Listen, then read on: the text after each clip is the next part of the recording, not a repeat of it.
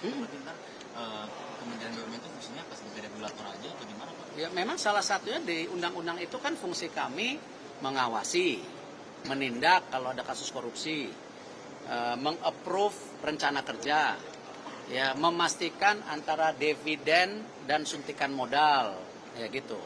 Nah, seperti itu perannya, gitu. Nah, apakah kita mengawasi operasional? Masih. Contoh untuk apa? Yang public service obligation. Apalagi misalnya subsidi kompensasi, gitu kan?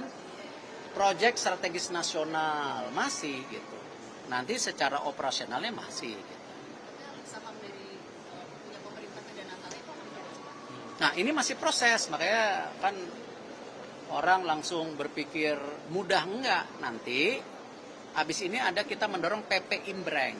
Nah, sama kalau ditanya, Pak Erik, kenapa nggak tuju? Kenapa semuanya? Ya kalau saya ngeliat gini, kalau kita mau ya transformasi total bersih-bersih BUMN, jangan tuju semuanya menjadi satu aset manajemen gitu loh. Kalau kita mau mendukung perubahan bangsa ini nggak boleh. Saya sebagai Menteri BUMN setengah-setengah. Ya ini 7 dulu, ini tambah 2 dulu, jangan semuanya.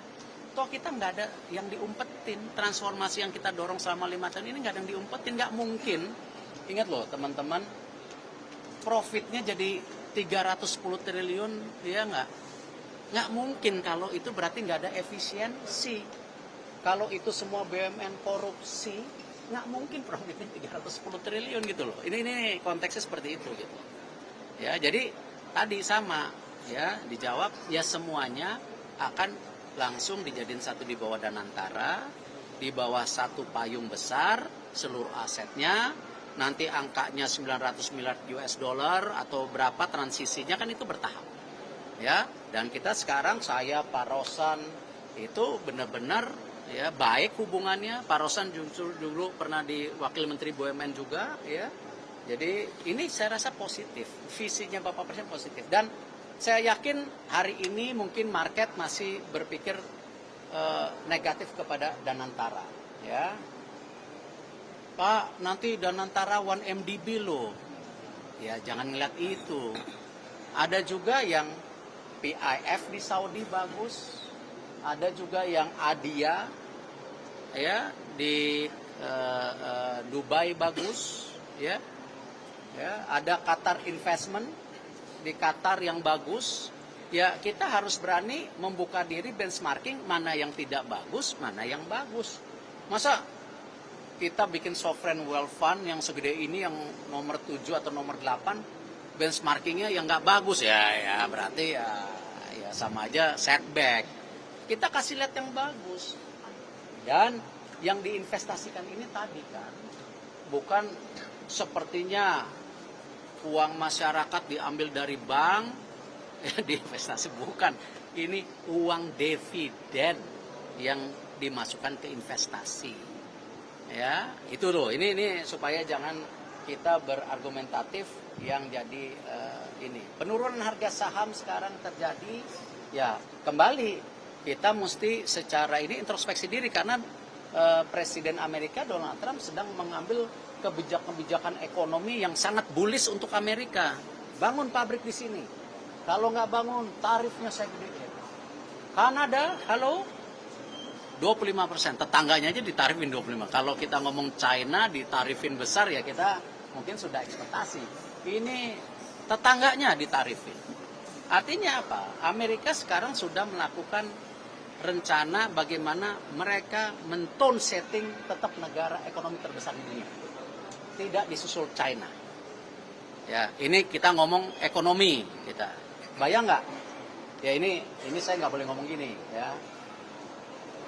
Saya ngomong secara mekanisme korporasi. Ya, Kanada, Amerika, itu jumlah penduduknya itu 350 jutaan. Luas wilayahnya luar biasa. Tapi kan dalam konteks politik nggak seperti itu. Tapi kalau konteks ngomong ekonomi, itu market yang luar biasa besar. Nah, artinya sama. Konsolidasi aset tadi itu bagian kita juga membuka transparansi operasional, ya kan, secara terbuka. Publik kecewa, publik melakukan koreksi, harus kita apresiasi. Kalau enggak, kita nggak seperti hari ini. Harusnya bisa, tapi perlu waktu. Kita tidak bisa melawan persepsi yang hari ini seakan-akan yang tadi membenchmarking dan antara dengan sovereign wealth yang nggak bagus, ya itu salah besar. Ya, nanti kita buktikan saja gitu. Sama yang tadi saya bilang, oh BUMN korupsi, BUMN nggak bagus. Ya itu kan bagian dari demokrasi publik. Tapi kalau korupsi semua, tidak mungkin profitnya 310T. Gitu dong. Ya kan?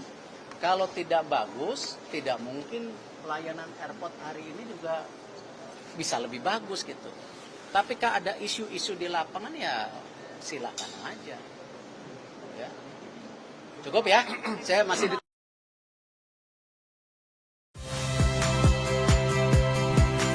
Saya Tifa Solesa. Saksikan program-program Kompas TV melalui siaran digital, pay TV, dan media streaming lainnya. Kompas TV, independen, terpercaya.